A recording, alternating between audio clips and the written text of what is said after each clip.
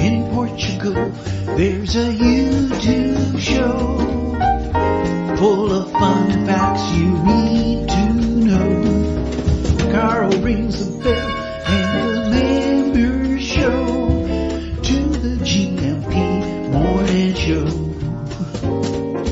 Featured guests will come and they will blow your mind. The audience will do so in kind. The little vanity mixed with some insanity on the morning show with GMP. Good morning, Portugal, and I'd like to welcome you to another fantastic day. Hey, Gumpers.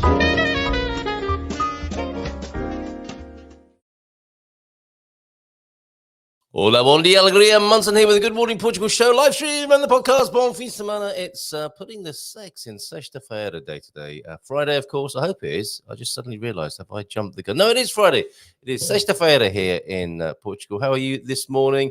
9 o'clock, Savvy Cat Ana will be joining us and giving us her view of the year ahead in real estate. You know, she's very frank and honest about what goes on in Portuguese real estate, so she'll be joining us at 9 o'clock this morning. And at 9:30, I've just been talking to Siobhan from CEO, that are print-on-demand partners, and one of the wonderful founders of A Quinta at Salia de Porto in the UK at the moment, and joining us at 9:30 to talk about what it's like to have a Portuguese parent. We've not done, and to be in a sort of blended Portuguese rainbow family with the green, the red, the yellow, and the blue of the Portuguese flag, and the red, white, and blue, I think, and the Canadian bit. And yeah, she's truly a global international with a strong Portuguese flavor, and of course normally lives in Portugal here. So we'll talk to her to see what it's like to have a Portuguese parent. Something in all the years we've been doing this, we've never talked about really. The what it's like to be of mixed parentage, ancestry, including a Portuguese parent. So looking forward to talking to Siobhan about that at around 9:30 this morning. And between now and 9, just hanging out on this Feelgood Friday morning. Oh, Mrs. M joining us as well to have a bit of a giggle and a chat. We're going to talk about throwing food at people from high buildings. That's what's going on in Aveiro this weekend. Thank you very much to Bairandi for sending images in, and the backstory about that. I'm hastily loading up images to the picture deck to show you, to illustrate that a little bit further on in this morning's show. I don't know if you know about that. So meringue, like these pictures are extraordinary, by Randy. Thank you very much indeed. And I don't know if you've heard about these meringue-like cakes with icing on top. They sound good. And perhaps it's no wonder that people queue up and gather in large crowds to catch them as they're thrown from the roof of a church. Christianity takes many forms. There's another one for you in Portugal, happening in the Aveiro district. Good morning to you, João do Norte, to Deagle. How you doing, mate? Anna in Sweden, got a lovely video from you, Anna, this morning. Lovely, yes. A nice winter scene in Sweden, but you're welcome to it, frankly. I'm moaning because it's raining again here this morning in Portugal. Nothing compared to the weather conditions you're facing up there in Sweden. So we'll take a look at those in a moment. Coach Turner, of course, is in. T-Duck as well, with lies we tell our kids and dad jokes. It's a Feelgood Friday. There's a deep thought from T-Duck. And Coach Turner was first in. No, he wasn't. James was first in just after 8 o'clock. And look, no sooner did I ask James for some reaction shots so that we can have an illustrated guide to learning basic Portuguese with us two, me and James. He's sending me fantastic. I knew he could do this. Look, these are going to be amazing in our book, The Elephant in the Room. O Elefante na Quarto is our learning Portuguese book. The Elephant in the Room, of course, is that Portuguese is all around us. But very rarely do we get past the first little bit of Hola, bon dia, tudo bem. But we're going to do that. We're definitely doing that. Me and James are going to go confidently past that point this year by writing a book, by writing our own little children's-style book on how to get past that point. And it will be illustrated and it'll be fun. Look at him. I think he did these straight away. No sooner asked than delivered.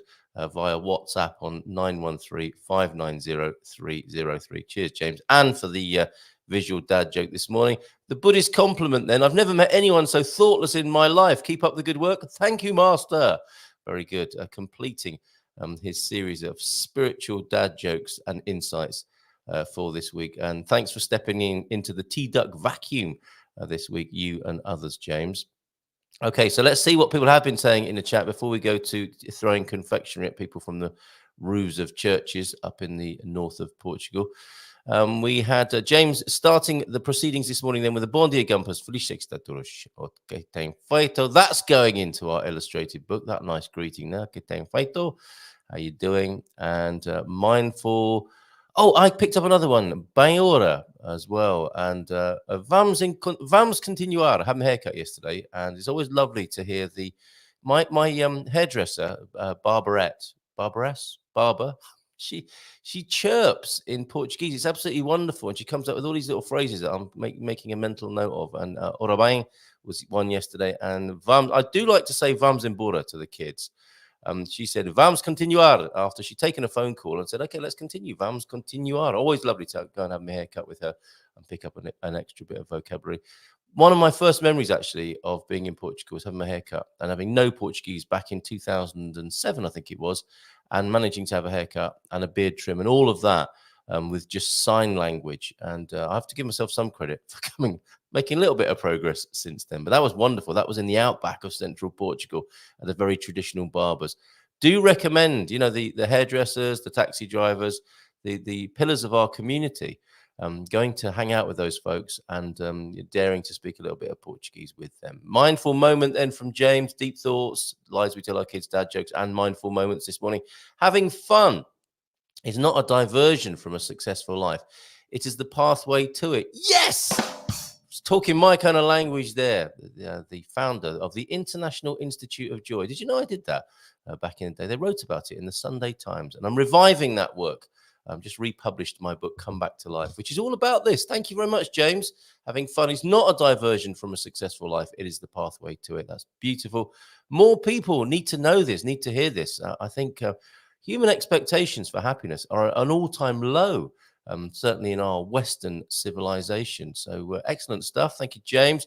And mindful dad joke. Oh, and by the way, if you joined me last night on the presentation, it was a live stream and it was a show, but it was a bit of a presentation on how I feel about Portugal and its prospects for the next few years, given that we're entering into such turbulent times.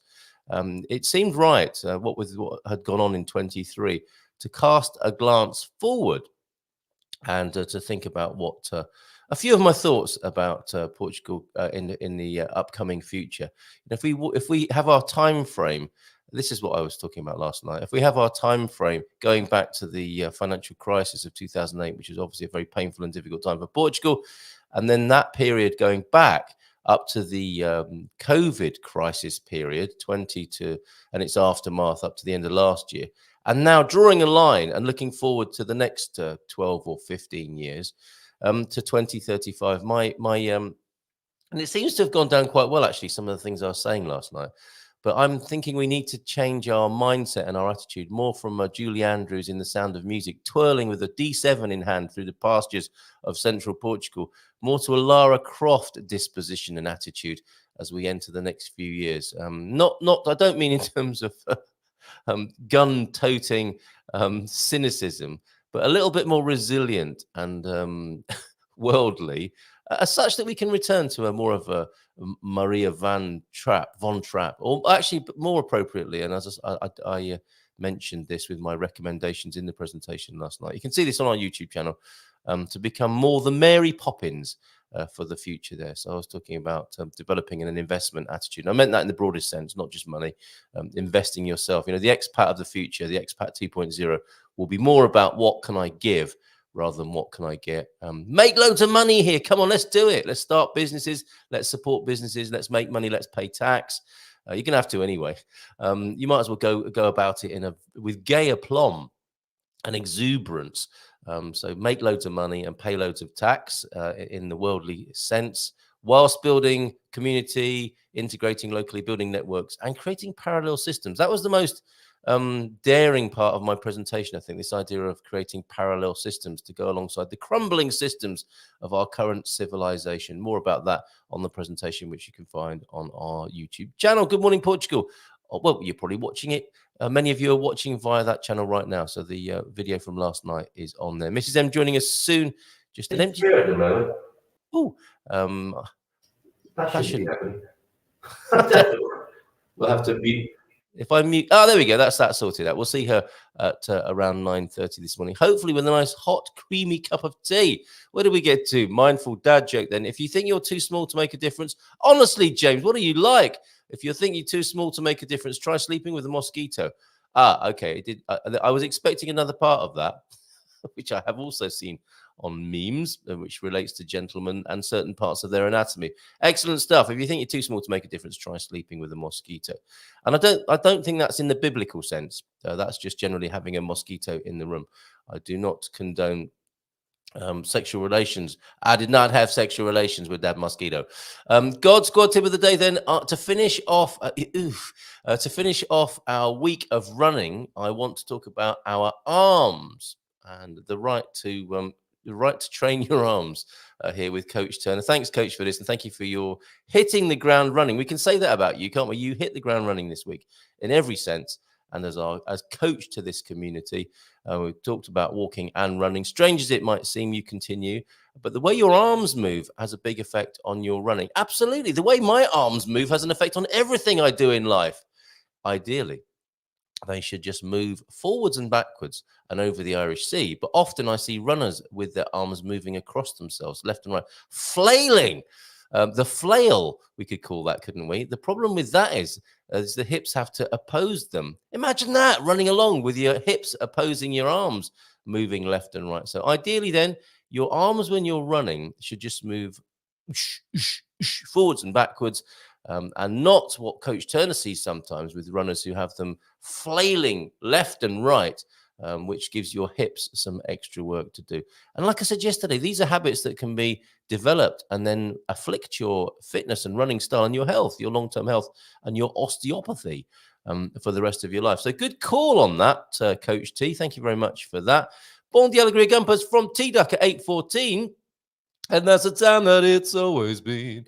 Good morning, Coach. He says, in response to your information this morning, Coach Turner, I already missed my exercise goals for the first week of the year. Oh, well, there's always next year. Naughty. Deep thoughts. No person is so grand or wise or perfect as to be the master of another person. Teacher, perhaps. But setter of good example, perhaps. Genius, perhaps. But master, nope. And there's quite a few people in the world, it would seem, who would like to be our masters. Isn't that right? So let's read that again as a message to those people who would want to master us. And if you have any masterly pretensions yourself, step back, because we agree with Carl Hess here, who was an American speechwriter, author, political philosopher, editor, a welder. Got his MiG-2 certificate, motorcycle racer, tax resistor, and libertarian activist. He would not approve of my earlier comments, though made in context, I have to say. Carl Hess, I think, on further, us two Carls would have had a very interesting discussion about that. I mean, tax is just a form of behavior control, isn't it? But let's not get into that right now. Deep thought. No person is so grand or wise or perfect as to be the master of another person. Teacher, perhaps. Setter of good example, perhaps. Genius, perhaps. But master, no. He didn't say it quite like that last bit. But how about, instead of trying to master other people, well, master yourself to begin with. And yes, let's see if we can teach each other's without being patronizing or condescending. I'm still working on that. Being a setter of a good example, let's try it and try and be a genius unto others. Dad jokes being starred up. And I think I will save the lies we tell our kids for Mrs. M, because I like to see the look on her face with the dad jokes and the lies we tell our kids. Because I think every time I do those lies we tell our kids with Mrs. M, the first thing she's thinking as a very diligent mother is, do I do that? Oh, no, I do. And then she thinks about the things that she was told as a kid. And it makes it all kind of okay in a circle of life kind of way. This causes... Oh, hold on a minute. Coach Turner got interrupted by a tea duck there. The causing of an unnatural movement pattern as the left and right arms flail across the body, which is inefficient and can cause injury. So stop it. So try to focus on your elbows moving parallel with the direction of movement, and you won't go far wrong. You might go in the wrong direction, but you won't go far wrong as far as your musculoskeletal system is concerned. Anna, bon fin semana todos from the Stockholm archipelago. We're always busy catching up with family and friends when I'm here, and some must do. Getting things crossed off the chore and to-do list. They're planning to be back in Portugal end of January. Here is the weather, which give me a nice little chance to sip on the rest of me. Earl Grey here. Who doesn't like to sip on an Earl Grey first thing in the morning? Here you go, or any other peer of the realm for that matter. 15 minutes of weather. If you think yourself lucky when you see this, this is 15 minutes of the weather in Sweden this morning.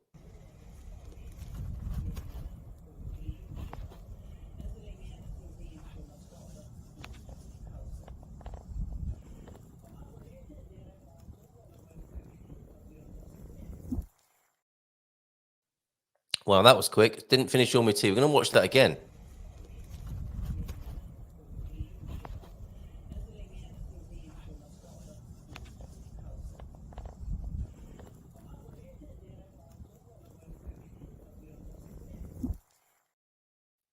I'm sure I saw the testicles of a brass monkey lying forlorn on the ground there. My goodness, that looks cold over there. Anna, thank you very much for thinking about us and sending us that, making us feel a whole lot better about the weather here in Portugal. It has stopped raining. I didn't get out with the dogs this morning. I'll do that after the show because it's continued to rain. Not like the rain of last year when it really poured down for about 5 weeks, it felt like, or 5 months is actually what it felt like. But it's brightening up outside here. And my temperature gauge is at a jaunty angle, making it a bit difficult to see. But I think it's 10 degrees outside at the moment. So it's pretty mild. Just a bit too damp for my liking. Oh, Matty's in as well. How you doing there, Matty? We've talked about unnatural movements. Nobody deserves an unnatural movement first thing in the morning. Deagle, how are you? Bon dia, Carl and Gumpers from a nippy 3 degrees. Grausch, 3 graus in Belfast. A dry, cold few days ahead, ranging from a high of 6 to a low of -3. No snow yet over there. Bom dia a todos. Quem te tornará este dia. That's a turn of phrase that I'm not familiar with, João de Norte. What does that mean? I wonder. So, Deagle, I hope you're improving. I hope you're feeling well. Have a great weekend. Keep resting and healing, my friend. And João de Norte, can you explain yourself there? Solar Pete is in. Beautiful sunshine here in Tatooine. Yes, I get that now because I can never remember the name of that place in the Star Wars movie. It's the first one, isn't it? Well, it depends how you view it. But the original Star Wars movie, the first one to come out, and that bar scene, which I think so beautifully sums up human life on planet Earth, let alone in a distant corner of the cosmos. So bon dia a todos as well from Antonio F, as well as beautiful sunshine in Tatooine. Now I think I downloaded your picture, your misty picture of the mountain range at the bottom of your garden there, Pete, yesterday, but I'm struggling to find that now. But that was beautiful. Thank you very much for sending it to us. Absolutely. Oh yeah, here it is. I found it. And no sooner confessing to not being able to find it, it just turns up right there. It was like a man look in the fridge, wasn't it? No, I can't find it. Oh, it was there all the time, and here it is. Those are the mountains at the bottom of Pete's garden in the mist there. Absolutely beautiful. Thank you very much. We'll have a look at the cake throwing in Aveiro in just a moment, as well, after we've said hello to everybody.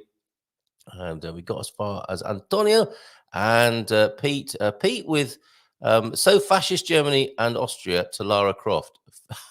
Fake and imaginary. Well, that's how it works with metaphor, Pete, I think. Those good old days of fascism, Carl. It's funny how much the Austrians in Vienna hate the sound of music with fascism. Yes, yeah, fair enough. Not all metaphors stand up to very deep diving and scrutiny, do they? I hope the point made its way home, barring some of the bitterness that may ensue upon further examination. Thank you for bringing it to our attention, Peter Bleach. Bom dia, Gria from Matty. A todos e feliz sexta-feira. the Quinta entre Aguas con Sol. So a sunny day over there on Matty's Quinta as well. Pam's in. Bon dia. Good bon dia to you, Pam. How you doing? Bon fin de semana. And Owen, morning all. Owen's Prato do Dia. It's good when you understand what that means, because it does help. Owen's Prato do Dia, photo sent. It could be translated all sorts of things. That Filomeno, who we'll see next Friday in this position. She'll be on the show, of course, a week today. Is this the right jingle? Filomeno Friday. I need to learn the language to put me at ease. Filomeno Friday. Ooh. It's gonna take time learning Portuguese. Shamon! Filomeno Friday. I get confused nearly every day. Filomeno Friday. How do I know which verb is okay? Filomeno Friday. Practice those words so loud and clear. Filomeno Friday. On a Filomeno Friday, it's a day of cheer. Filomeno Friday. Boom. Tripsforbrits@gmail.com. Tripsforbrits@gmail.com, of course. Thanks for being here, Philomena and Owen. And thank you, T. Duckett and Owen, for making that fabulous jingle. Jim White also in this morning. Bon dia todos. How are you? And tornará. The future tense of tornar to become. But what does he mean there? I hope things are going to turn out okay, perhaps. Pam, we seem to be having a period of the kind of rain I like, raining overnight and brighter afternoons. Yeah, we do need it, don't we? And that's a very thoughtful way of nature delivering it to us. And Antonio, not a real problem. Antonio is the Brazilian way, although if you're using your phone, it might be difficult to see the proper accents. Yes, I feel your pain, Antonio, with trying to find accents. They are sort of micromillimeters, aren't they? When you're trying to see them on a phone and get the right accent, when you're trying to communicate with a Portuguese person. I know my accents. I don't want them to think I'm an ignoramus and not put an accent on the hola of the hola bon dia. Anyway, on we go with that sort of thing. What will this day become? Okay. En que se tornará esta dia. Thank you very much for explaining, Joao de Nort. And I'm fine, thanks. Hope you're fine as well, Jim White. So Jim's here. Love to see you, Jim. How's Porto looking this morning? And at least I'm the only Viking with glasses, I'm sure. At least I'm the only Viking. Oh, have you seen that app that's going around where you can visualize yourself as a Viking? I saw Garvik the Brum, I called him. It's quite a moody and wonderful little app, that, isn't it? But not unlike Pete's comment this morning. You don't want to be associating yourself too much with the behavior of Vikings, do you? Just a cursory look and then move on. Okay, let's have a look at these pictures from Aveiro then. We have a smattering of events. Let us know what you're up to this weekend. We have this one, which is the Three Kings Festa in Levira Barrada. Where the streets, that's the place where that great big silo of wine broke. And Levira, where the streets run red with wine, literally comes the great local festa with dance bands and the traditional auction. Come and join us, says Andy by Andy. These are all, that is a screenshot from the Gumper map there. The Three Kings Festa, 12th night, basically, isn't it? Three Kings. And when all the Christmas decorations can be brought down again in anticipation of lighting up Christmas of 2024. Thank you very much for that one, Andy. Also, the festival in Mogafores. Mogafores is a fantastic little town. A great reason to visit the splendid Santuario and the self-proclaimed Befana King at the Park de Miranda snack bar. I've been there. It's a fantastic little snack bar. I saw a kingfisher flying along the river there. Great little park. Near Mogafores train station. You can get there by train, of course, and you're near Anadia, where there are two great museums, see points of interest on the Gumper map, a super park, and a free huge mini golf course, plus other attractions in Anadia. So a nice little day out, and an unusual day out in Mogafores and Anadia. And the Festa de São Gonçalinho in Aveiro, the city of Aveiro, enters into great celebrations with events, bands, and entertainment. And this that I was beginning to tell you about, the tradition of throwing cavacas, kind of hard meringues with a bit of icing on. Here's a picture of them. Cheers, Andy, for these. They don't look especially appetizing there, but I'd give it a go, wouldn't you? And it's a little like a bread cake with some icing on there, or a meringue. Or a meringue. Is that a cake or a meringue? No, you're quite right. It's a cake. And they are thrown from the roof of buildings. Look, and they're canny ways of catching them. Here's a different angle, which gives you people with fishing nets, brollies, like you might see in Agada, as the imagine this was a tradition. The clergyman would be on the roof, so they would be not, so they wouldn't be mobbed by hungry poor folk, presumably a safe distance from which to throw food and feed the poor. And now these people don't look especially hungry. I mean, if you can afford a keep net and a spare brolly to go around catching bread, you probably don't need to be there.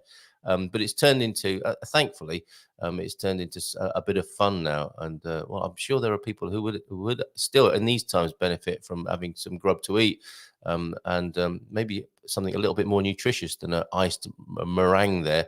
But you get the point. And there you go. I think there's a little bit of a blur on the screen of one of the kavakas being thrown off the roof there, to the eagerly awaiting crowd beneath them. And so that'll be, let's have another look at this. That's in Aveiro, Festa de São Gonçalinho, if you fancy that. Is that happening over a number of days? What have we got there? We've got the 10th to the 15th. Is that right? Of January?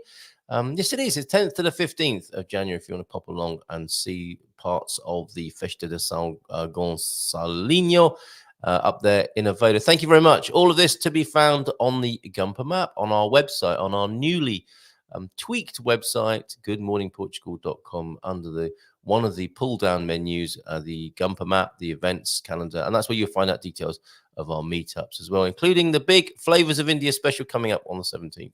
Oh, and I've not put details up yet of us going to the Strong Beer Festival. The strongest beer will now lift a barrel. As Bobby pointed that out to me, Strong Beer Festival is like a competition among beers, not necessarily. Well, it is a competition among beers, but anyway, I'm going down a cul-de-sac there of my own making. I'll back out. I'll back up the truck and get out of there. But yeah, join us at the Strong Beer Festival at the end of this month as well. I think it's the last weekend there. Well, we see you there, Philomena, at the Strong Beer Festival, and hope you enjoyed the article which mentioned you about Coimbra and our wonderful weekend there, in which you had played a very important and beautiful part. So thanks again for organising, especially our Fado performance there. That was great. I was going to say great fun. It's not fun, and I don't mean it lacked fun, because there were some lovely fun moments, but it's not about fun, is it? It's about understanding the Portuguese soul and spirit through the music there. And we were able to do that admirably, thanks to your help with that.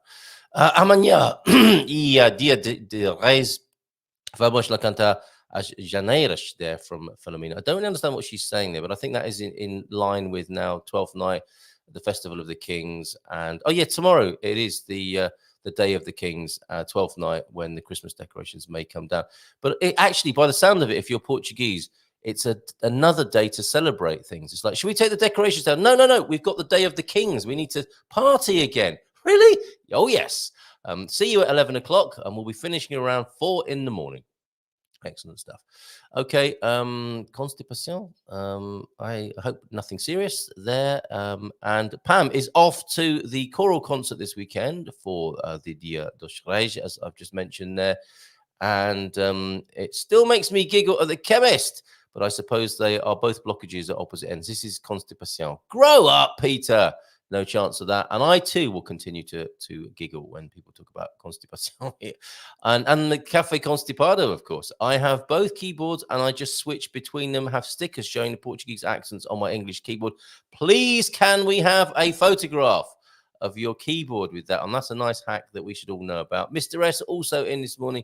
Bom dia todos. Now, have I sent the link to Savvy Cat Ana? I certainly hope so.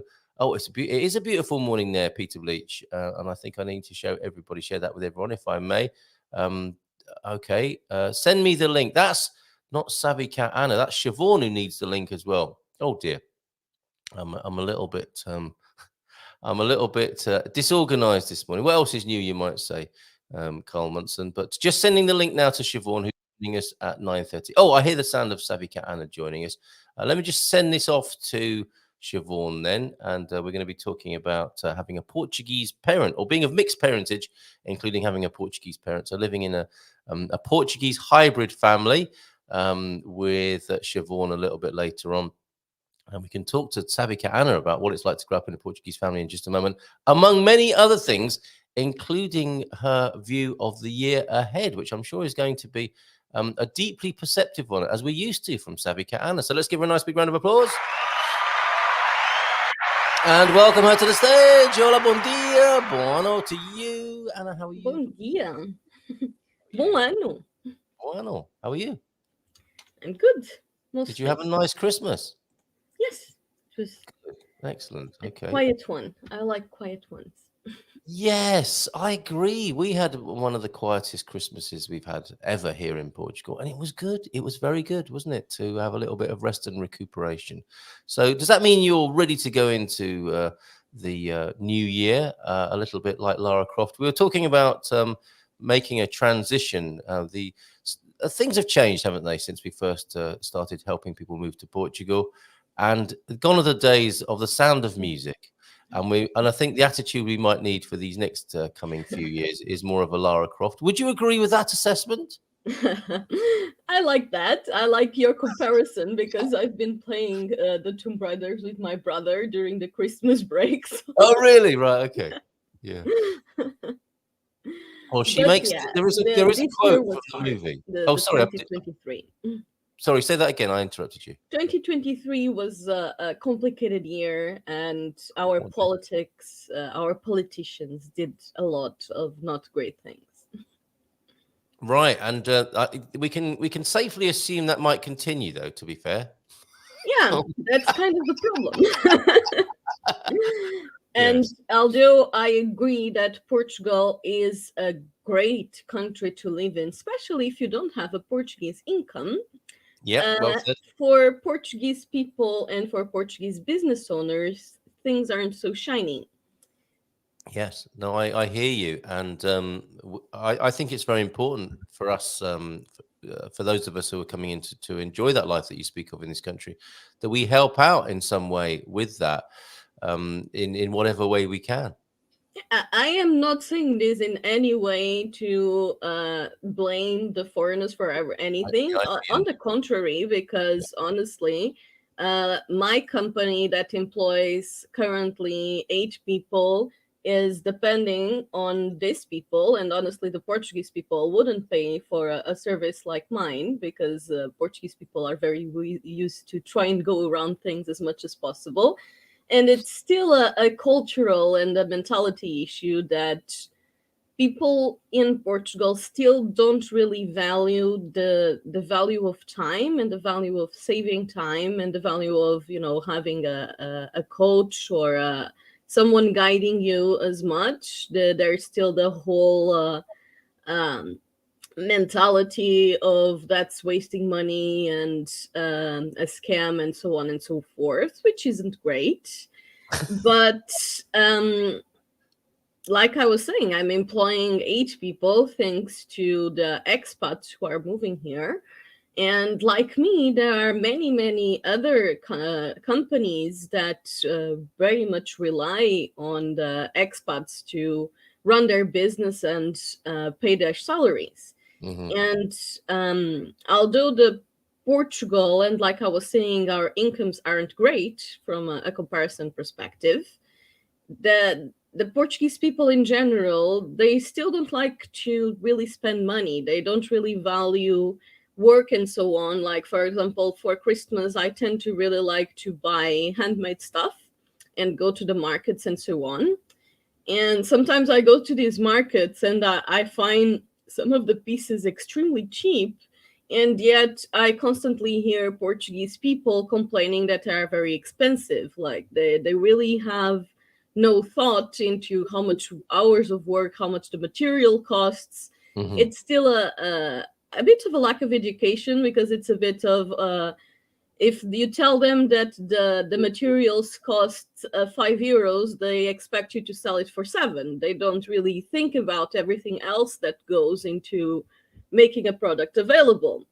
And that can be very frustrating for a craftsman and a business owner and so on. And for me, that doesn't affect as much because, like I was saying, I don't really work with the Portuguese market. But what is affecting me quite drastically is the very unsustainable amount of taxes that I pay as a business owner and as a business. So to give you an idea, this year I paid 45% taxes on my business income this year. Wow. It's And yours is a new business, isn't it? And in it's a an fairly new business, and my problem, it's particularly bad for me because I run a service business, and the taxes on salaries, and because I one of the things I always wanted to do was to offer good conditions for my employees. Yeah. And I always offered decent salaries and contracts and so on. And that has a very high cost. Yes. I've been tracking my finances and so on. And 60% of what my employees receive and what I pay to get salaries goes to state. Yeah, and people would think, well, if you're paying 45% tax, you must be turning over millions, because I'd love to. those are the tax rates of the super rich, are they not? And the point I was going to make about being new to business is you might expect some concessions or support or subsidy as somebody who's sticking their neck out, employing 8 people in the national workforce, and actually doing society quite a favor in that regard. And it might be as a new business with the risk that you're taking and how you have to invest your money and not knowing if it's going to pay off or not. You might get some sort of relief or subsidy or an advantageous tax rate to encourage you. But that's another part of the business culture in Portugal, isn't it? I mean, I don't think the merchants are seen as the noblest of classes in Portugal. I think the other professions are seen more highly, aren't they? Getting a job, getting a safe job, getting a government job, that's seen as a safer option and a more respectable option in some ways. Is that right? Yes, and I don't remember what I was talking to. I think it was my lawyer. I was commenting this with my lawyer. It's very much a thing of there is much more voters on the subsidiary pool than there is on the business owner pool. Of course, yeah, that's right. But it's a bit contradictory because the business owner are the ones that actually create employment and help improve the economy in the economic engine. Yes, absolutely. And this is something I think it is not a uniquely Portuguese problem, is it? This is a problem for any society that's trying to balance a sort of socialistic, a sociable society with capitalism. These aren't new themes, but and there's certainly better or worse ways of doing it. And you could argue, and I think you've argued very convincingly, that this is not one of the best ways of doing it here in Portugal at the moment. And hopefully that will change, that there will be more support for an enterprise culture and for people who are generating wealth and capital and the finance that actually drives a society. There might be a little bit more respect and support for the people who do that. Do you see that? Are we going in that direction, do you think?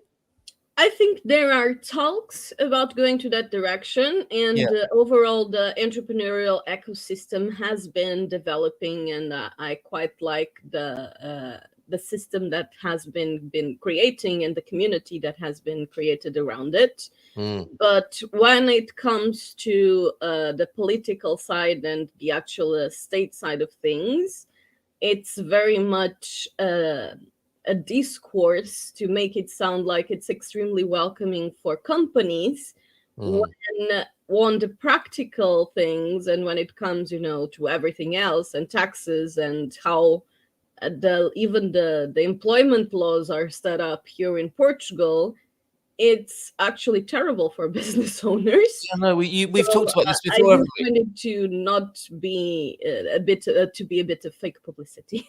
Yeah, no, agreed. And it's something. It was one of my recommendations last night that people do start businesses here, that they make loads of money and pay loads of tax. But in doing that, I think the government needs to be fair and encouraging as well in that regard. Otherwise, it's not going to happen, is it? And we're just going to sort of limp along in this same way that you very clearly articulate there. Yeah, and even like the big Portuguese companies, those ones that are very well known, it's people are always criticizing because they mostly pay minimum wage to the vast majority of employees, you know, like Continente and Pindos and so on, the registries and so on. And the thing is, the system is set up in a way that it is much, much safer for companies to give employees minimum wage than to give them a decent wage. Exactly. And given the choice, which is, I guess, what it comes down to with the business model. And here's me sounding like a proper little tycoon. And I'm really not. It's just I've seen things in a new way having been here. But if a company is working on its numbers and it's looking at what tax it's got to pay, there's no choice with that, is there? But when it looks at how much it's going to pay its workers, it does have a choice in that department. And it's always going to prioritize, presumably, its shareholders and the government before it comes to prioritizing the highest levels of pay for its workers, which I don't agree with, but it does. It's like they are channeled or guided in that direction. It's the weakest link, isn't it? It's very much a much safer decision from a running a business perspective because of the way that the employment laws are set up. It's extremely hard to fire someone and even to terminate someone's position if there is a break on the economy for some reason. So, and on top of that, the higher the income you give someone, the higher the slice that the state takes. So there's really just a lot of risks for giving better wages to people from a company perspective. Right. And that's the government's fault because they set it up that way. And for people who are thinking, well, you know, these supermarkets, they're not even Portuguese, a lot of them. They're coming in and they're sort of siphoning off the profits to and many of the Portuguese ones have headquarters outside of Portugal because of how ridiculous our taxes are. Which is ridiculous, isn't it? Which is a tax loss for the country. And then but they'll also dominate, won't they, ultimately, because they're big enough to manage these challenges with the scale that they operate at. And then the smaller businesses, like the person Pam's talking about here, won't even bother. It's like just too much hassle. And I sense that's the position you might be in as well. And, you know, I would like you to make a lot more money and pay more tax rather than say, well, I can't do this anymore. That's a big problem with the small businesses, is because the state pretty much doesn't care whether you're having a good year or not. You have to pay taxes as if you were having a good year. Yeah, exactly. And it can be soul destroying, as many Portuguese businesses. Yeah, it's a lot of people don't start businesses here or just close their businesses after a while. I have to look at the statistics on that, but I'm 100% sure that there is a huge rate of businesses closing in the first 2 years here in Portugal. It's already high everywhere, but I'm believing it's probably particularly high here because of this. Yes, yeah, absolutely right. And it is high. I mean, the risk of starting a business is always a problem, a challenge. And then when it's made even more difficult, we have the problem, we have exactly the situation you're talking about. So I hope this will change. I mean, here's an example of how it works. Even Social Security is 15% before tax. And one of the people I work for got a Social Security bill for me because more than 50% of my work is for her. And you find these things out in retrospect, don't you? You get just a demand.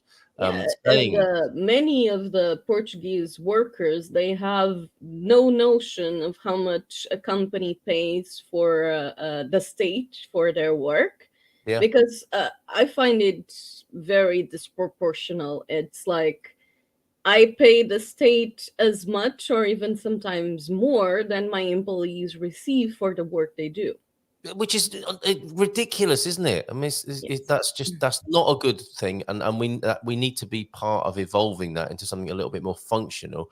The more money you earn, the less you pay. I mean, that's a truism for sure, isn't it? One of my oldest friends is a tax lawyer. Look at the failed businessman Trump, paid less tax than all of us by failing. And that's a thing. Like, it is better to keep your business as not profitable to pay less taxes from a business perspective. Right, and you need to be able to be moving in certain circles, don't you? And to be able to afford decent accountants to minimize your tax bill, and not many people are getting to that point in the first place. They're just getting basically punished. It depends on the type of business, because for example, for my business, it's very hard to do that because I work very much with international payments and digital payments and so on. So it's very easy to track everything. And on top of that, the business expenses that I have are like lawyers, engineers, and then the basic services like Google email, phone services. And I don't really have a lot of extra expenses beside that. I may have like a hotel or restaurant sometimes when I travel.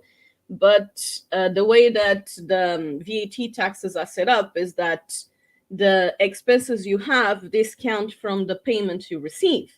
And because I don't really have that nearly as much expenses as I have payments, I pay a really, really high amount of tax. Yes.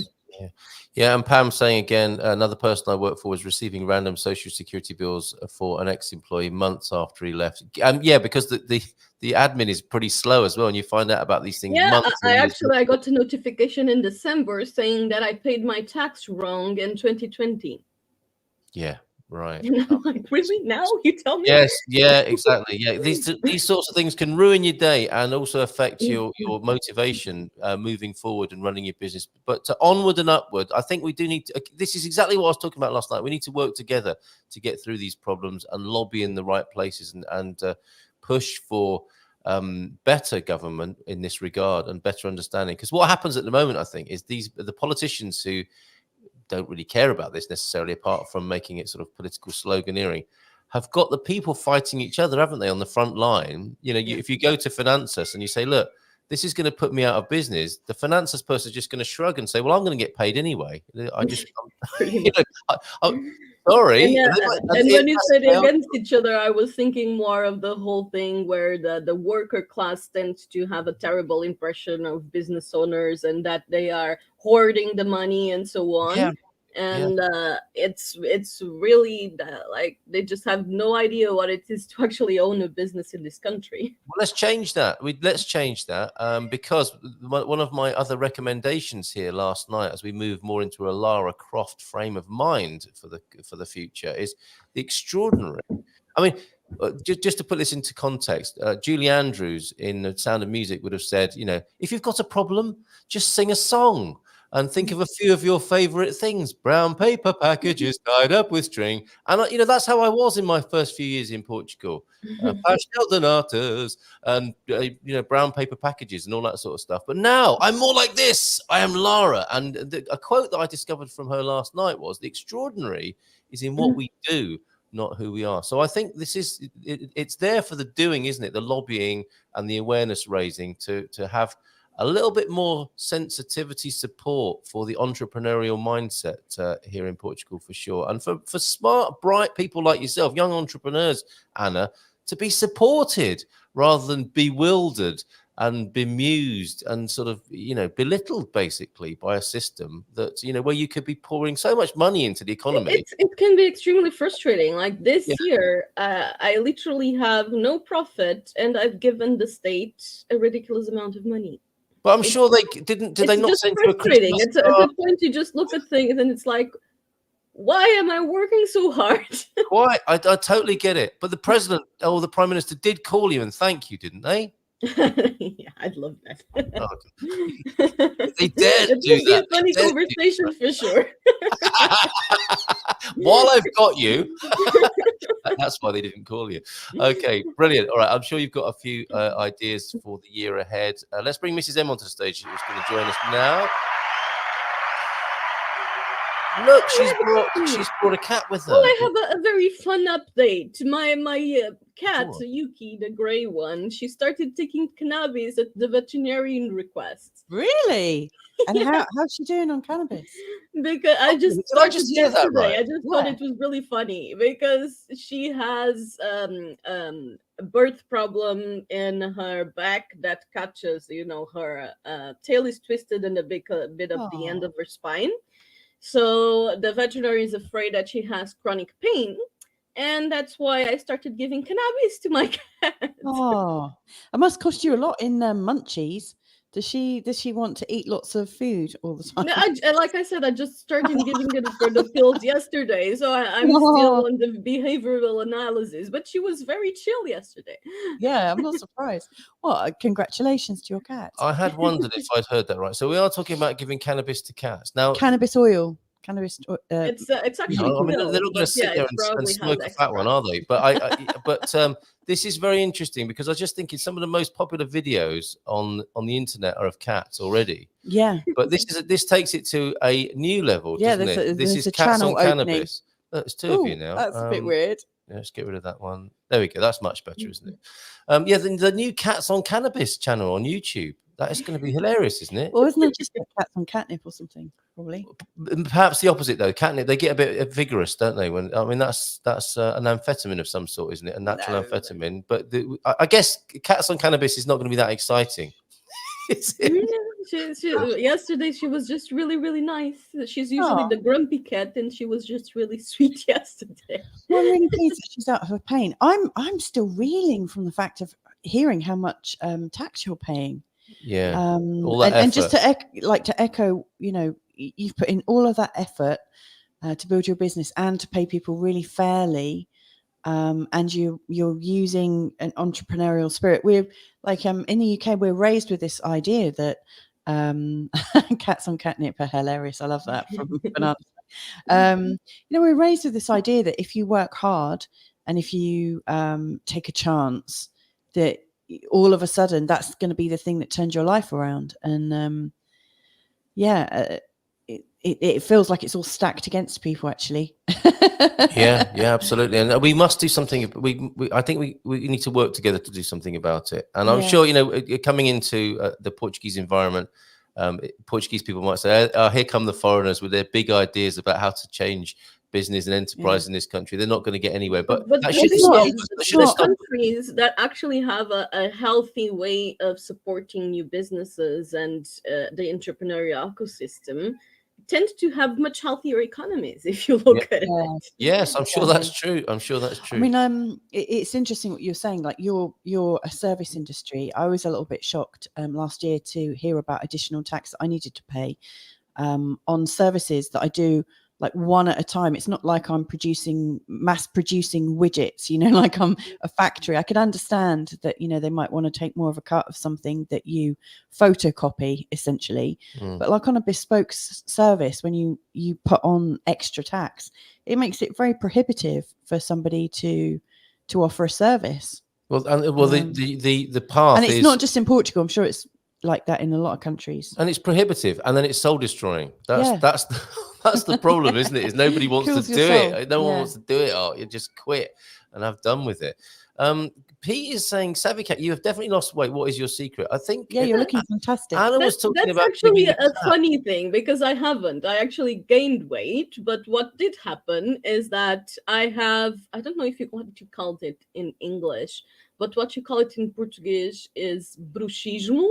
It's the thing where you put a lot of pressures in your jaws and kind of creaks at night and so on.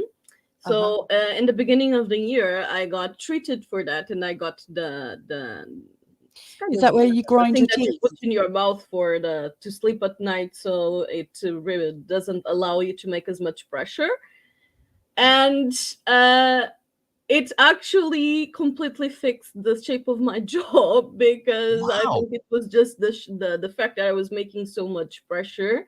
It was making it so I had much more of a double chin. And because I did that, it just made my jawline a lot more defined. Wow, that's interesting, isn't it? Yeah, So I was very positively happy with the secondary effect. This is like a secondary fact of a treatment for teeth grinding in the night. Is that what you? Yeah, it's called bruxismo in Portuguese, which is really fun. It's like the witch's disease, but I don't know how it's called in English. Is that what we do? So witches? I mean, I've never slept with a witch. Well, no. But this is what witches. There's a stereotype of witches that while they're asleep, they're grinding their teeth. And so that's where where this comes from? I know that term because we've got a son that does it.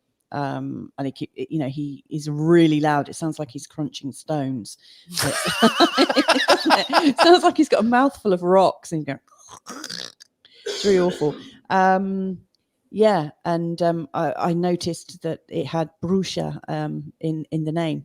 Wow, okay. Yes. And the treatment for that can actually, when you realign your jaw in perhaps a chiropractic way, you end up with other benefits that Pete has observed this morning. So thank you for that comment. And thank you for your explanation there. Is this cat on cannabis that you've got with you?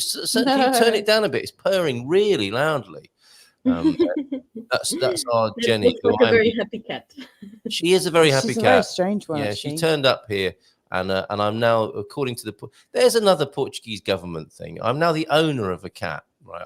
She's got a passport bigger than mine, I think.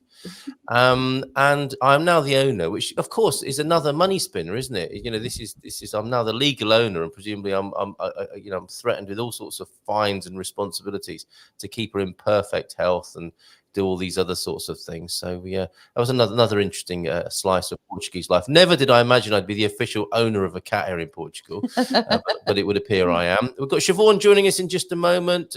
I think we should sort of draw this for the time being anyway, our conversation about being an entrepreneur. I'm sure Siobhan actually will have a few things to say about being an entrepreneur in Portugal as well. I'm not in my business to get rich. And this is true for a lot of people, isn't it? I just want to have the freedom to do the work I like, and ideally not full time, but I'm lucky that I don't need a big income. Yeah. And that's great. But it is a shame, isn't it, that for some people who just want to make a little bit of extra money and have the freedom to do the work they like, it becomes massively prohibitive. Another aspect of it, thanks for that, Pam. Another aspect of this is, of course, why Portugal has such an unofficial and massive black economy as well, because these things aren't dealt with in a fair way, you could argue. And an alternative Lara Croft quote, because we're talking about Lara Croft this morning. Sometimes I aim to please, but mostly I aim to kill. It's not a quote I'm going to be using, but thanks, Joel.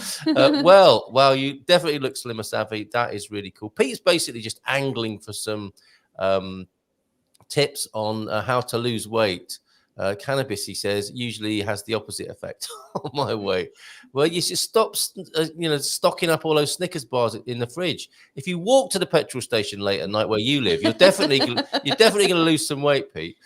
When the pressure gets too high, something will break. Yeah. Usually the thing you wear, but worse, your teeth or jaw joint. Now, Matty will know about these sorts of things, of course, won't he? And it's not that expensive to have a cat. Excellent value when they repay you with cuddles. Well, I've yet to feel like I'm winning on this deal. Well, actually, about being expensive to have a cat, lately I've been looking at the smart gadgets that they have for cats now, the smart litter things. And because my cat's kids, especially one of them, really likes to eat the other one's food. And now there's these bowls that have the microchip tag and don't allow it to eat for the other. And those things are damn expensive. They are. It's like pharmaceuticals. The vets know what they're doing as well, don't they? For heaven's sakes. It's called brugism in English. And it's quite simple. There you go. We learned something that we didn't think we'd be learning. Let's give her a nice big round of applause because she's joining us on the screen now. Siobhan is joining us. Morning. Good morning to you. Happy New Year. Happy New Year to you, Siobhan. Very good to see you. Hope you had a great Christmas, Siobhan. I know I have wished you that privately, and sorry, I neglected to do so publicly here on the show. But there we see you in a Portuguese-inspired kitchen in His Majesty's United Kingdom. Am I right? Yes, you're right. My mum says it's a British kitchen, and my stepdad says it's a Portuguese kitchen. Well, I'm seeing some nice tiling going on there that I've never seen. You see that tiling? That's done by I've not seen it in an English kitchen. That's it's all imported, and my stepdad did that because his grandfather Portuguese owned splashback going on right there. Oh, really? Yeah. So were the family involved in the azulejo and the tile business back in the day? My stepdad's grandfather, owned big tiling factories. So we have a lot of tiles in the family, and they were brought over for this project. So you can sometimes tell families who have somebody in the tiling industry, can't you? Because their garden is tiled, their garage is tiled. Here. The floor is not tiled. I'll show you. It's wood, right? So it's got that British like. Look at that. Yeah. No. It's cozy tiled. It'd be a bit too cold for tiles in the UK, I think. Yeah, That's no, true. this is a That's very nice. warm, cozy house. So that's Yeah. Okay. Anna, I just need to check with you. Are you staying with us? We'd love it if you could hang out Sure, with I us. can for the rest of stay the show. until 10. Then I have a Fantastic. meeting. Yeah, same here, because we should all of us go off and enjoy our weekends. But it was lovely to get the opportunity to get Siobhan on the call this morning, because you are in the UK and you have some Portuguese ancestry, and we've never talked to anybody what it's like to have a little bit of Portuguese going on in the family. So what was it like to be raised by a Portuguese mum? Because like Anna, you're not not wholly entirely Portuguese and raised in the Portuguese way. You've got a kind of a hybrid thing going on there, Siobhan. What was that like when you were growing up? So my mom's not Portuguese. Oh, right, okay. Well, that really ruined my setup there, didn't it? Sorry, Carl. Sorry, Carl. No. So both on both my mother and my father's side, I think it's my great grandparents that are Portuguese, one of each. Okay. So, but actually, it's my mom that, as an entrepreneur, went to Lisbon, like when I was many years ago, 32 years ago, something like that, with my younger brother and sister, and her husband that she's married to now is Portuguese. So we do have a lot of Portuguese cousins, and in our house here, my stepdad's Pedro. Obviously, we always have Mr. Pedro. So we have a very kind of mixed culture, I would say. Yeah. And sometimes it's really great because the two balances out really well, kind of that English, Anglo. Also, we have the North American ways of being mixed with the Portuguese. So it kind of balances. Sometimes some of us are too wired, and then the other part of the family balances us out.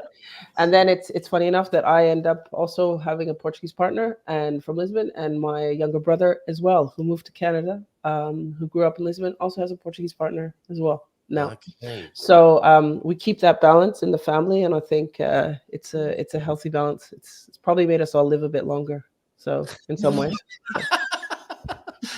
There's a good reason then to have some Portuguese genes. But Cat, I don't know if I call you Savvy or Savvy Cat, but I really like what she's saying this morning, because obviously I'm an entrepreneur as well and run the nonprofit organization.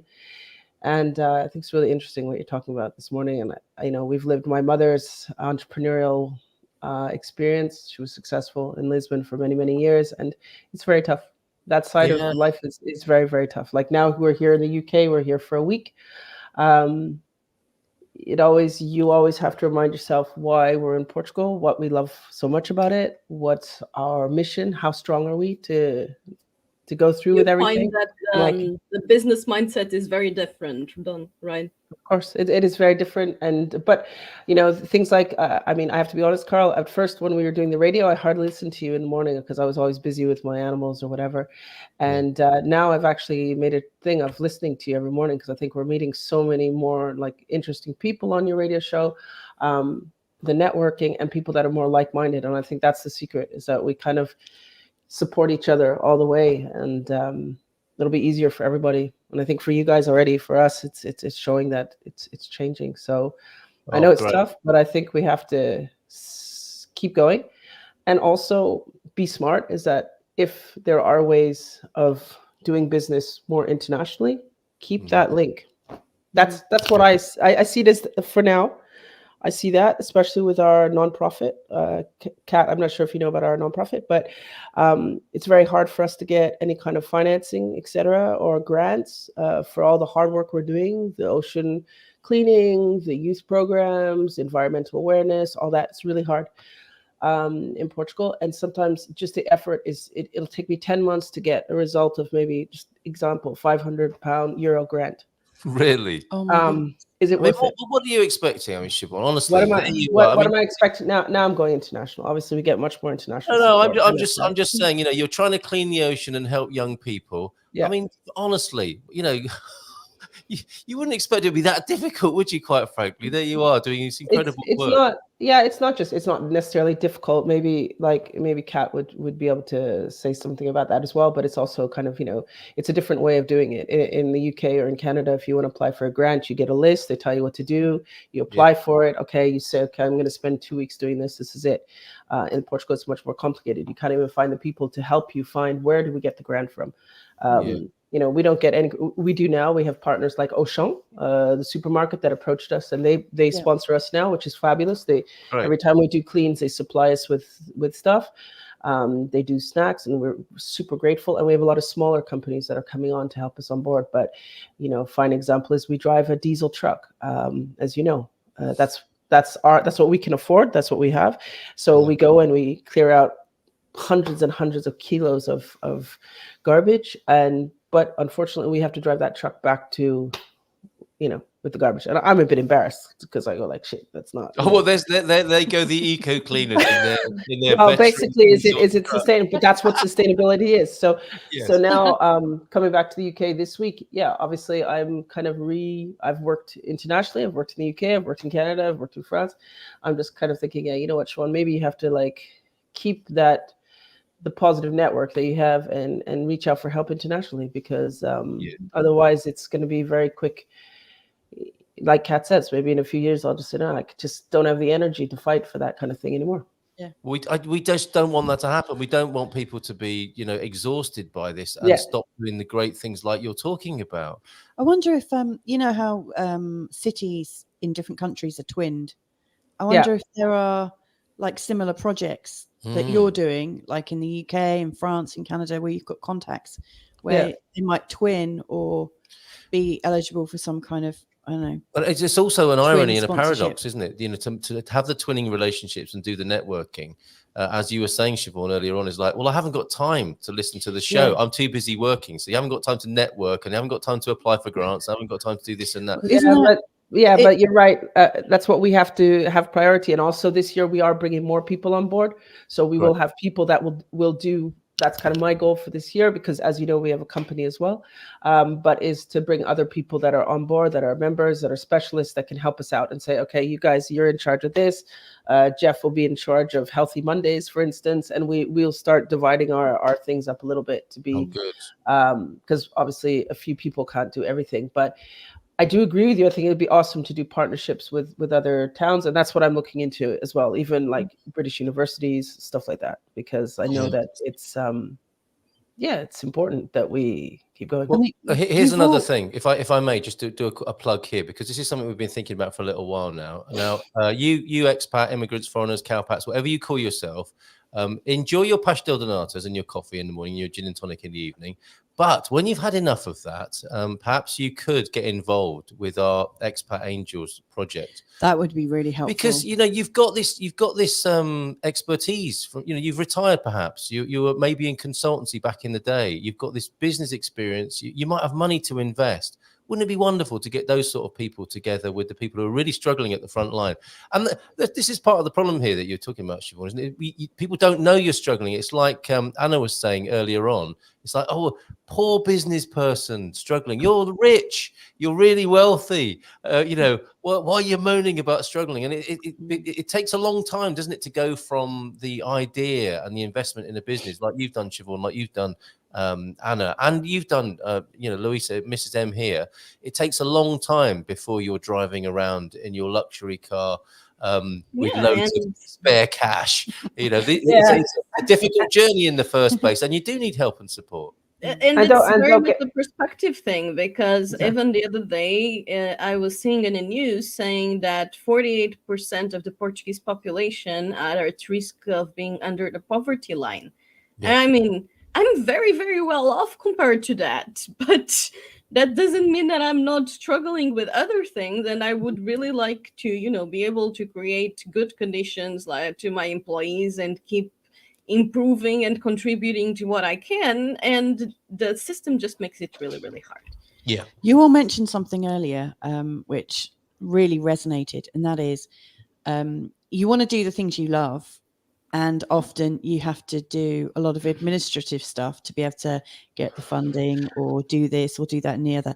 And in the end, usually what happens is you end up doing not what you love, but you have people helping you doing the things that you love, because you're having to do a load of donkey work to be able to do the flipping business that you wanted to do. Yeah, that's familiar, isn't like it? Most people, I don't know, it's just crazy. Like when you want to make a business out of something that you're really passionate about, you often end up not doing the thing you really want to do. And I don't think that's recognized enough. And why should you also be like whopped, across the face, like a massive slap, a massive tax slap? Yeah, but it's funny that that's often the first thing that is sacrificed, isn't it? Yeah, your vision. Not the vision, the things that I actually like to do. Yeah, right. Yeah, but the millions you're making make up for it, right, Mrs. Yeah, that's right. Yeah, I mean, Siobhan, you've actually seen the car we drive around town, haven't you? Yeah, you've seen ours. Yeah, I know. That's why I say we're very similar. And that's why but at the same time, I don't care about driving a big car or anything. That's not my thing. I just have to have something a bit more that doesn't have this big black smoke every time I accelerate up the hill coming out of my book. But with all the stuff we've cleaned off the beach in the back. Yeah, exactly. That's exactly what happens. So it's just sustainability. But listen, for the new year, we'll just, I don't know. I think we have to stay positive and see the positive things in life, because at the end, life's too short. So make it work the way you can. And I promised that you guys will see my horse back on the beach, because the reason I moved to my land was so I could ride my horse during the winter on the beach, which I'm allowed to do before it goes haywire. Online until the summer season, and so as soon as I get back, that's what I'm back to doing. It's riding. Wow, we've seen horses being ridden on the beach, and it's utterly breathtaking. Well, can I just make a little note here with you for the Englishman, the Irishman, and meeting the lady with the Portuguese mum, but Portuguese grandparents. I thought we were going fishing. We are going fishing, but I've got to see Bobby. I've got to see Bobby on the horse galloping across Salio. Oh no, it won't happen. Really? Why's that? No, I know this is terrible. I've been offered even money for this, Carl. I don't let anyone ride my horse across the beach unless they really know how to ride horses. Oh, Bobby definitely knows how to ride a horse. He's Irish. It's just natural. He's Irish. He'll definitely know how to ride a horse. You know, I was thinking. No. My horse is not a machine. I'll let him a motorbike if he wants. Okay, that'll do. Don't tell him though, right? Don't tell him.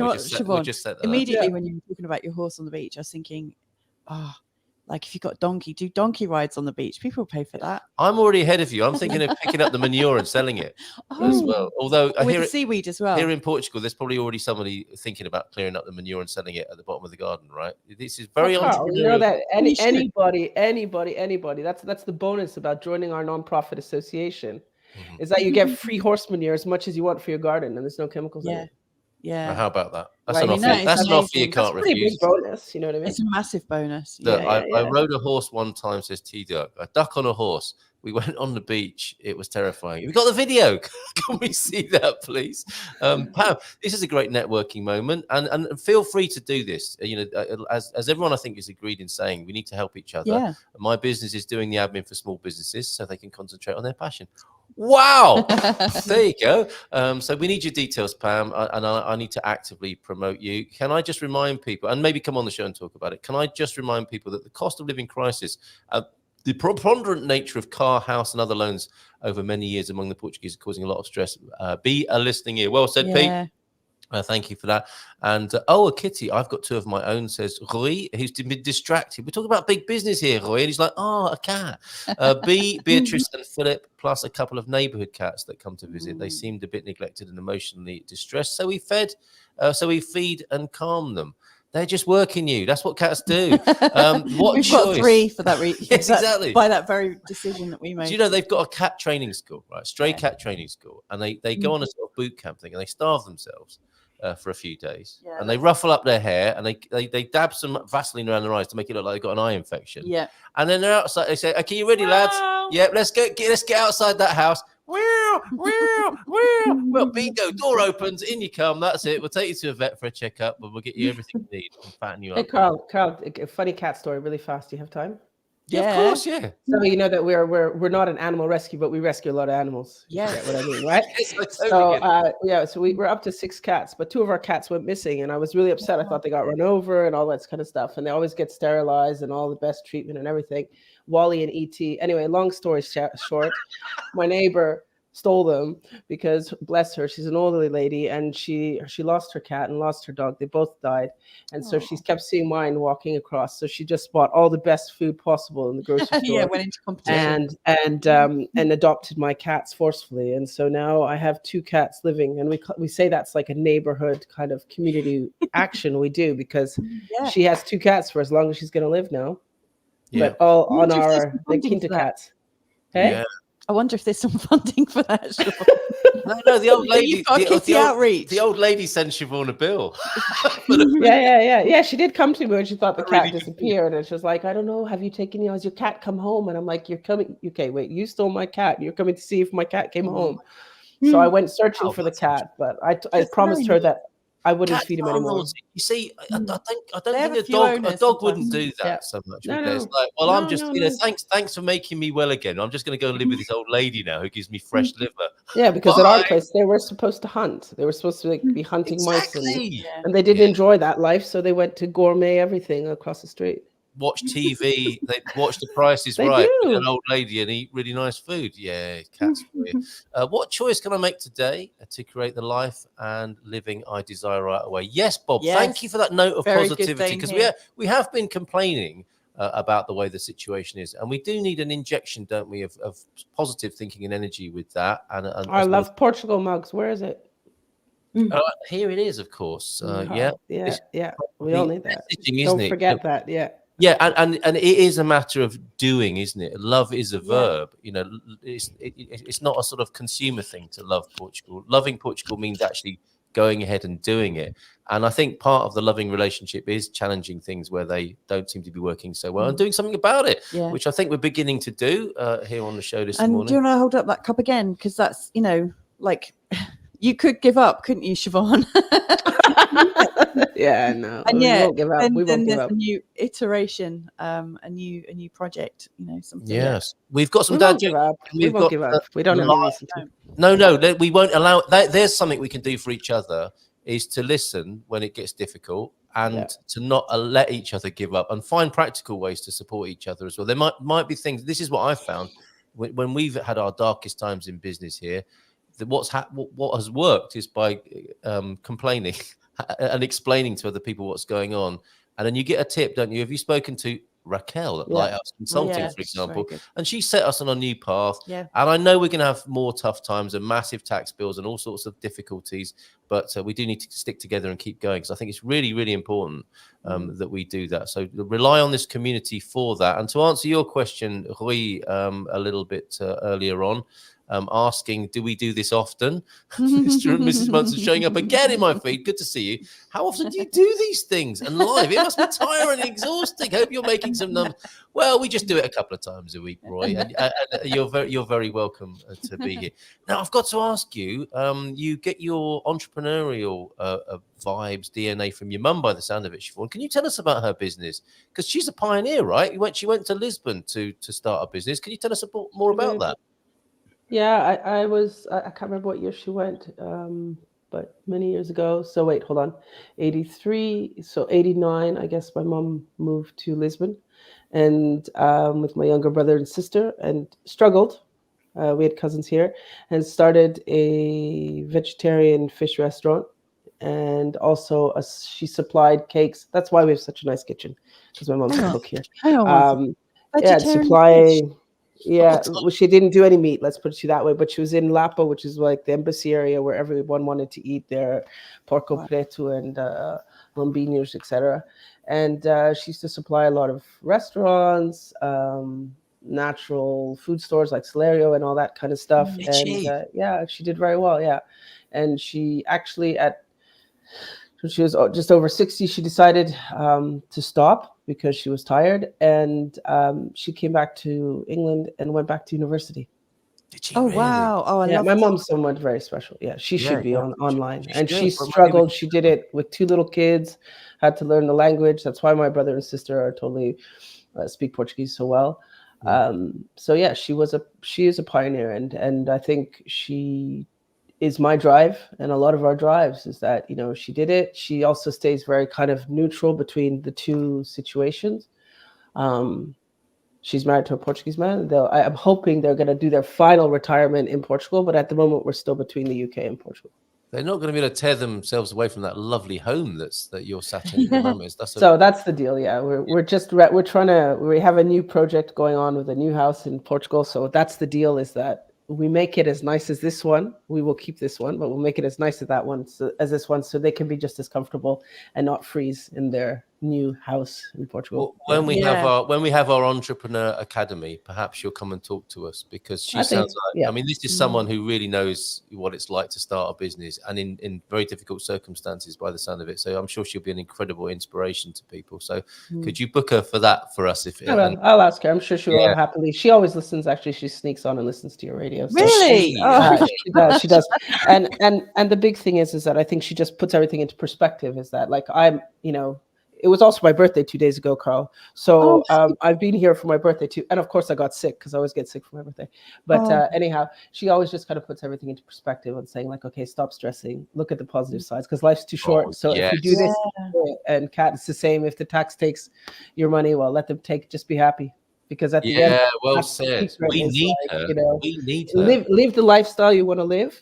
Yeah. And that's it. And if you don't like it, I very much, one of the reasons I didn't quit my business is, like Pam was saying, the freedom. That's definitely a big thing. The whole thing of being free and having, you have a lot of responsibility, but you also have a lot of freedom. Yeah. But I also don't think we should just roll over and accept excessive taxes. I think that mentality is a bit why Portugal doesn't change. That we accept too much. And on a completely different note, today is my my grandmother's 88th birthday, so I'm taking fabulous. These great Portuguese women. She's not Portuguese, we discovered, but these inspirational women in our families. This is fantastic. Oh, we had a birthday this week. We had our little Minnie. My Capricorn sister. Yeah, I mean, we used to call her grandma, didn't we? She's got a grandmotherly energy. She's very bossy. Yeah, and parabéns to you, Siobhan, as well. So I hope you had a nice birthday, despite not feeling well. Apparently, getting older does make you feel a bit sick. Duck here. Sarah Yeoman, sorry to be late, but great to see you guys. Lovely to see you as well, Sarah Yeoman. Maybe there's an entrepreneurial opportunity around cycling around Portugal. I really like the idea of your expat angels, and if I'm not mistaken, isn't Bobby working on something to help people that want everyone I know is, in my mind, is working on some aspect of this. Well, like the whole idea, like people needing visas, and so lots of people have been, using the Willy Wonka golden ticket. Golden visa. The golden visa. It was never called the Willy Wonka visa, just so that everybody knows that. It was never called the Willy Wonka visa. You know what I mean? Yeah, I do. But if there's a way in by investing in somebody's business, I mean, that's true. There is that. Like matching people up would be very useful. Well, he speaks about it much better than I do, obviously, but this is an opportunity for people to come. So how do we get involved with that, Carl, the Expat Angels? Just by asking that question, you are now involved. So congratulations. Thank you. You're now sat at the table of the Expat Angels.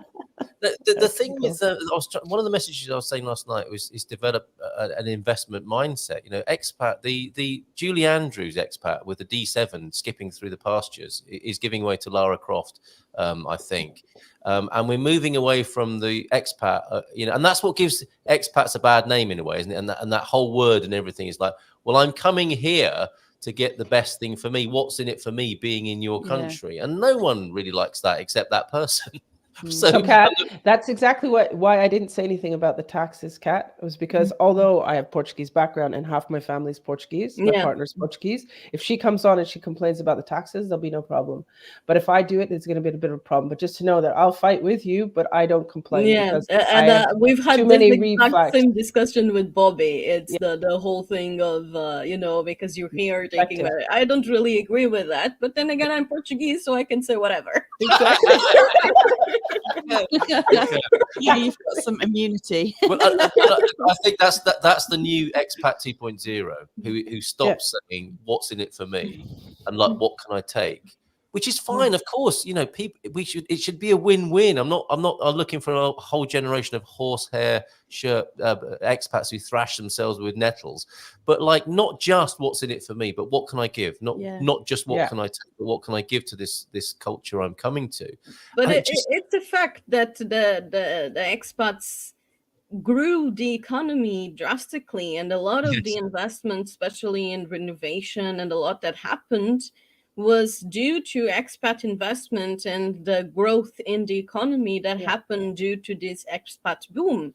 So a lot of this also comes down to how we say in Portuguese, dor de cotovelo. And that's another kind of Portuguese problem, is that we need the whole mentality of, instead of being happy for other people, being jealous of other people. That's still happening a lot in Portugal. And if I'm not good, no one else can be good. And honestly, that mentality is never good for anyone. No, that's not just Portuguese. That's human. That's human. We have that in the UK too. Well, just to finish that note there, Mrs. M, that you asked me about, with the D2 visa, as you can see, top right hand corner there, you where the golden visa has changed and where the NHR has gone. There is now the re-emergence of the D2 visa, residency by investment. And again, it's not so much a retirement thing and like, what can I get? This is people coming to Portugal who are investing in their own business, or they could be investing in a Portuguese business. So there's a lot of scope and fertility, economic fertility around this, and viability. So on a note on that, I think a lot of businesses, like the whole expat angel thing, I think a lot of business, they don't just need money, they need support. Right. Because if you just give money but the problems stay the same, that money is going to go away. But a lot of people, and that's something that is often lacking in the entrepreneurial ecosystem, is that there isn't enough support. And lots of people that, like they say in the startup industry, bootstrap, like I do, like it's pretty much just funding your own thing. We kind of just wing it a lot of the time, and it would be really, really great to actually have a support network. Yeah, well, it's happening. It is happening, and I think it's going to go from strength to strength. And it's like the times are almost prompting it and supporting it, aren't they? These are tough times, and so we're giving this opportunity to help each other and support each other in these difficult times. And I think it's best if we do it collectively. What is it? If you want to go fast, go alone. That's how it's been. But if you want to go far, go together. And that's certainly an ethic of this community, as everyone can see looking at this screen this morning. So thank you very much, Siobhan, for being here. Thank you. Thank you. Savvy Cat. You can't go just yet though, because we've got the lies we tell our kids and the dad jokes to see you into your confidence. Can I just say one more thing? What, you need to go before the dad jokes? Come on. No. Just I've met quite a few expats that have come to retire. Yeah. And I don't always think it necessarily suits them. Lots of people have this idea, in particular, like the baby boomers and early Gen X's. They've got this idea that when they get to a certain age, they're going to retire and life's going to be great. But a lot of people need something to keep them going. They need a pet project. They need something that they can feel really excited and powerful about. Definitely. But we can't tell them that before they get here. We're just no. Yeah, you'll be eating pastel de natas all day. It's going to be great.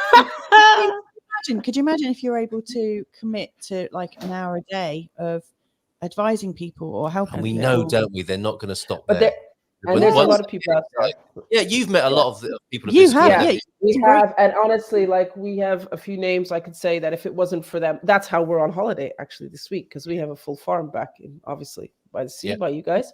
Yeah. If you see any animals running free in San Martin, we'll let you know. But it's obviously because of these friends. I call them friends. They're members of the association, but they've become such dear friends, and they're retirees that have come over and they're searching for something to do. They want to get involved with the network.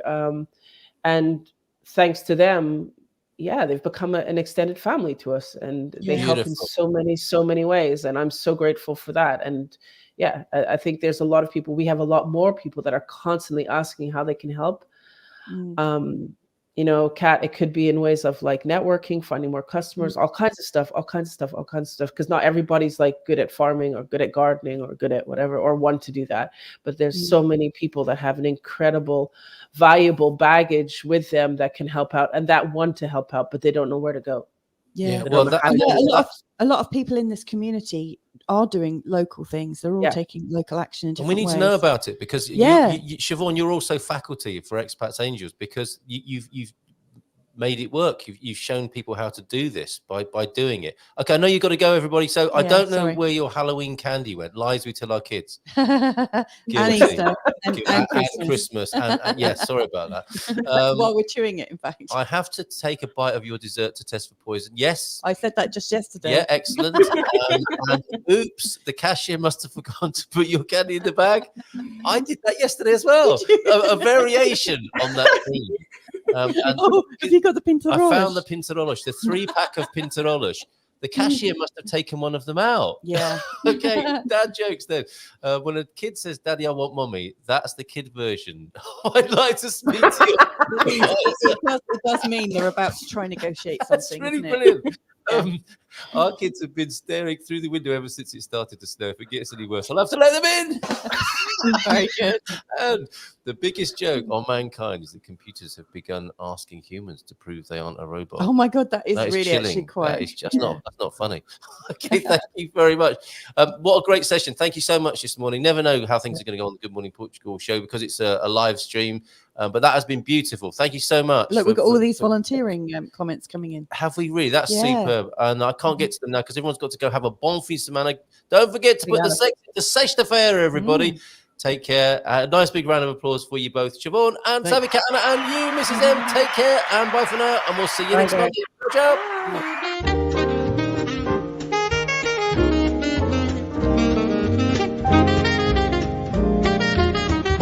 Bom dia, Portugal! In Portugal, there's a YouTube show full of fun facts you need to know. Carl rings the bell and the members show to the GMP morning show. Featured guests will come and they will blow your mind. The audience will do so in kind. The little vanity mixed with some insanity on the morning show with GMP. Good morning, Portugal, and I'd like to welcome you to another fantastic day. Hey, Gumpers.